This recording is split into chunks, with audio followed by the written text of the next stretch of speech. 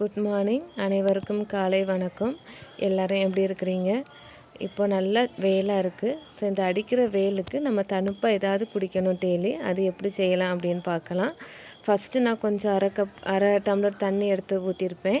அதோட என்ன ஃபஸ்ட்டு போட்டேன் அப்படின்னா பாதாம் பிசிறி, அதுக்கப்புறம் சியா சீடு.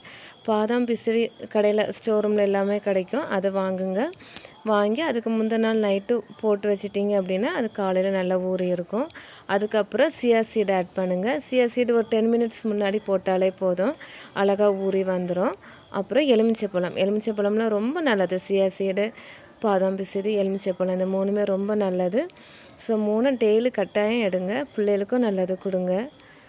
இந்த உடம்பு தணுப்பாக வைக்கணும். இந்த டைம் சம்மர் சீசன் ஸ்டார்ட் பண்ணியாச்சு. ஹீட்டும் ரொம்ப ஹெவியாக இருக்குது.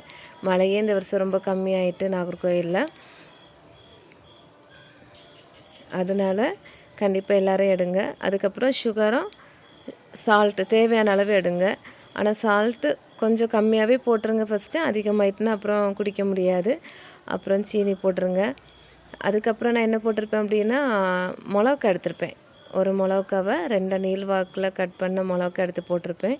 எரிக்காது, ரொம்ப டேஸ்ட்டு வித்தியாசமாக இருக்கும். பிள்ளைலாம் குடிக்கலாம், எரிக்காது ரொம்ப. அதுவும் போட்டுக்கிட்டு இப்படி நல்லா கிண்டிக்கிட்டு அந்த சுகரும் சால்ட்டும் மிக்ஸ் பண்ண அப்புறம் அந்த மிளகாவை தூக்கி வெளியவே எடுத்துருக்கலாம். அந்த லைட்டாக அந்த எரிப்பு டேஸ்ட் எரிக்காது. அந்த அந்த அந்த குளிர்பானம் ரொம்ப டேஸ்ட்டு அழகாக இருக்கும் அந்த மிளகா போடுறதுனால.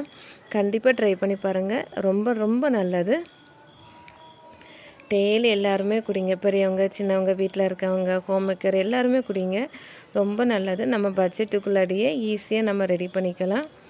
பாருங்கள், ரொம்ப அழகாக இருக்கும். பிள்ளைகள் எல்லாருமே விரும்பி குடிப்பாங்க. நீங்களும் ஒருக்கா ட்ரை பண்ணி பாருங்கள். நன்றி.